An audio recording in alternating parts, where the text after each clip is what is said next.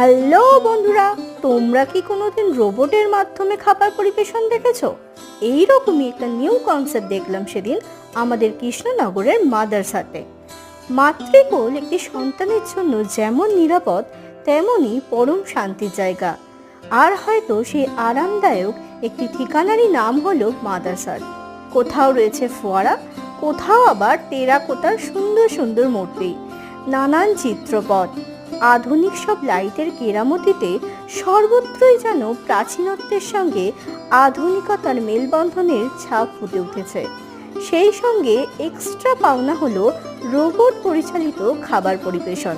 হ্যাঁ বন্ধুরা, সম্প্রতি এখানে অনন্যা নামের একটি রোবট খাবার পরিবেশন করছে টেবিলে গিয়ে। বোতাম টিপলেই খাবারের প্লেট নিয়ে এসে পৌঁছে যাচ্ছে তার নির্ধারিত টেবিলে। ফুল ব্লগটা পেয়ে যাবে আমার ইউটিউব চ্যানেলে।